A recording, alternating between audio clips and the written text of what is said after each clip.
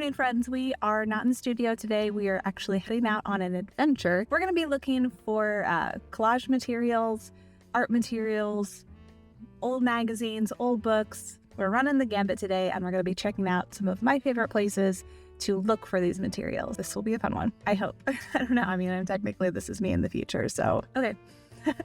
Let's go. When I go to an estate sale, I like to start off in the basement.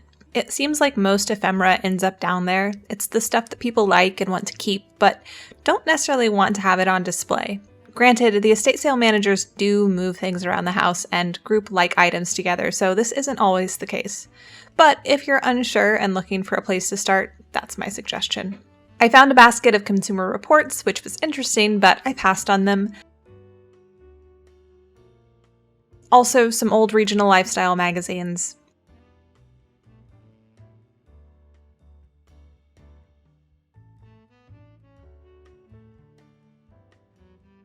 There was a great bookshelf to go through, and I saw some interesting things there as well. I do already have a lot of materials at home, so I'm being pretty choosy about what I pick up here. Okay, so that estate sale went pretty well. I did go on the first day because I wanted to make sure that I found something for the sake of this video, but usually I would go second day because the prices are half off. So I spent $4 on these two magazines. They were $2 a piece, but if I had gone second day and they were still there, it would have been $2 total. So, you know, just something to think about if you are going to go to a estate sale. Now we're going to head into Goodwill and just see what they got. I struggle with Goodwill because I tend to find lots of romance novels and like children's books. Not a whole lot of coffee table books or magazines, but it's always worth a shot. All right, let's go. Goodwill was a bust, unfortunately. I found lots of novels and children's books. The only thing I saw that was sort of interesting at first glance was a Life magazine, but it was an in memoriam piece for President Kennedy, and that just felt like it would be in bad taste to try and use for a collage. So I left it.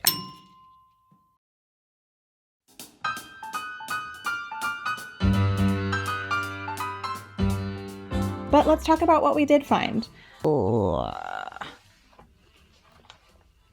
I found these two magazines. I got them because I liked some of the really large images that I saw as I was flipping through. I was really tempted to get all of them, but I have a whole bookshelf full of collage materials, and it was important to me to find something and to show what you can find, but also to be selective about what I bring into the studio. Look at that. That's nice. And I also found this travel, I don't know what to call it. It's not a brochure, it's a catalog. That's it. A travel catalog. The thing about something like this, right, is they want to sell you on this location. They want to make you feel like if you go, you're going to be like the only one there. That ends up creating like this great moment for lots of really beautiful photography that features the place or the animals or, you know, this beautiful lighthouse or windmill. Not a lighthouse. This beautiful windmill, unlike the National Geographics that I have over here in the stack. Those are featuring people. They're featuring people's stories, and so all of the photography supports that idea.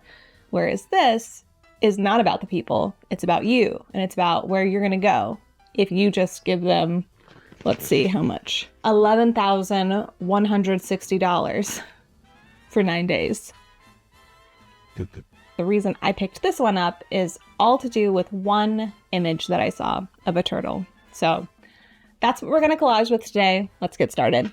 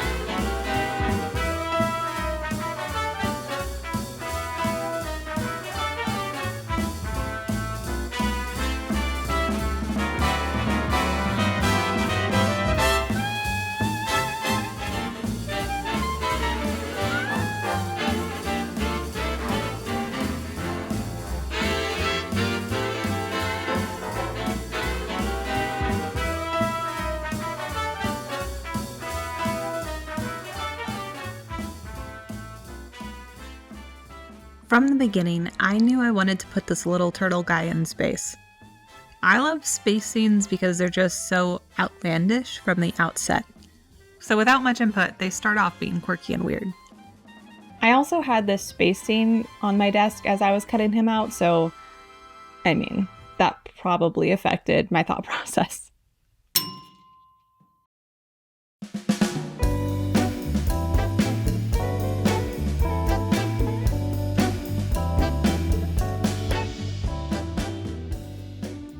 My next step was to make sure our little turtle gent wasn't making this space journey alone.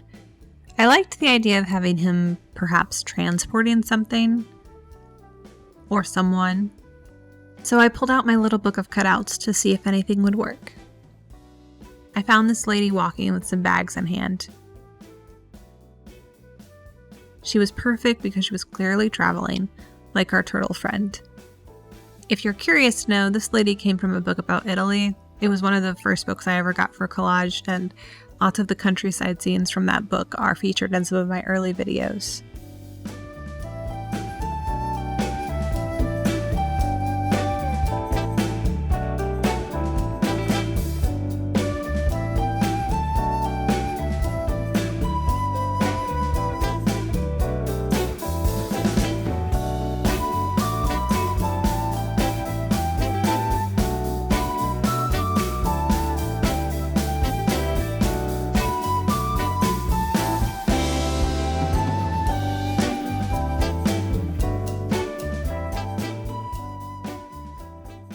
Despite cutting as close as possible to the lady, there's like this white halo around her because the page on the opposite side was white. So when this happens, I usually grab one of my black markers or pens and just try to kind of color around the edges to get rid of that white halo effect.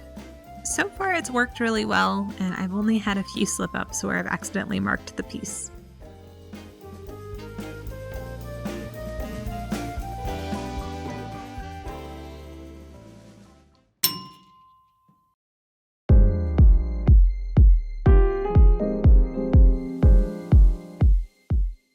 If there are any hard and fast rules in collage, I don't know them. So please don't take this as a rule or anything like that. But when I'm making a collage, I find that meaning usually solidifies with the addition of the third piece. In this case, we have our two pieces, the background and our travelers. I think of these as a group, so they're one piece in my head. And the third piece will develop the story. It'll take this collage from being a turtle and friend traveling through space to something more.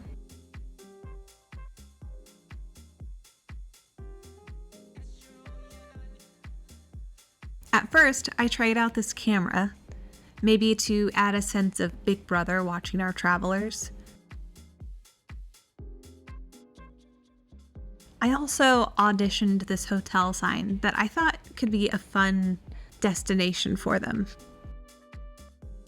But the scale of both the camera and the sign were just not quite right in my opinion. So I went into my National Geographic magazines for a solution. And boy was I jazzed when I saw this big old hand holding the watch.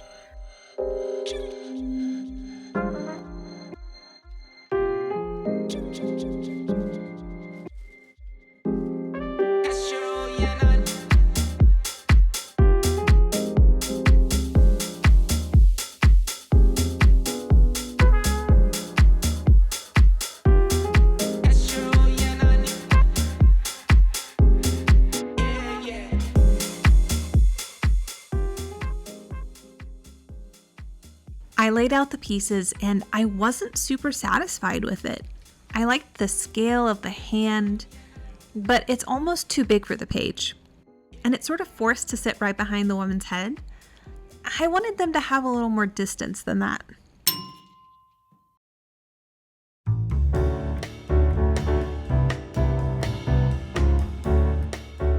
So I decided to go back to my books just to see if I could find something else that would work. I checked out my atlas first because it has some really interesting views of Earth from space. I think they might be illustrated. I don't think they're actual photos, but That's neither here nor there.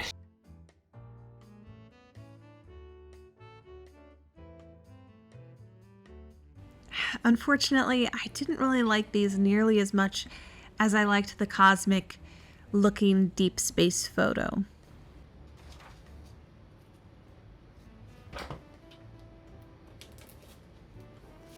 So, despite knowing the photos wouldn't be big enough, I went back to the book that originally housed the space photo and looked for more options.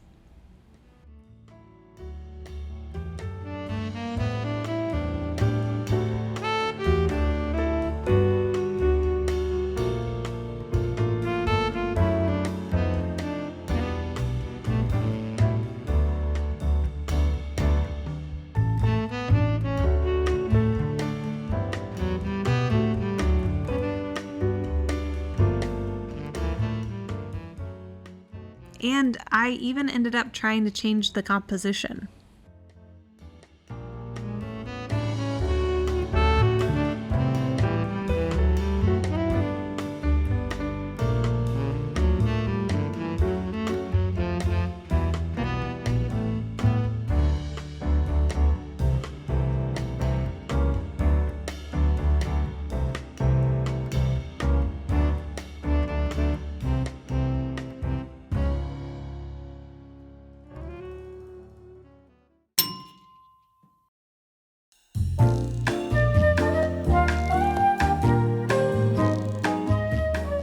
This ended up being a really key moment for me because once I allowed myself to consider changing the composition, I was able to think more critically about all of the pieces. It's funny how you kind of just get stuck in a little mind rut where you really want to make something work in a very specific way. And as soon as you sort of break out of that, more possibilities show up. See, before, I felt forced into having the traveler sit so close to the hand and overlapping it because I was trying to use the entire hand piece, wrist and all. But by allowing myself to consider changing the composition, my mind opened up to other possibilities. I realized I didn't need to include the hands, wrist, and sleeve in order to maintain the story I was telling. That's what allowed me to consider placing it more off the edge of the page, giving much more breathing room to the travelers and also keeping my original choice for the background.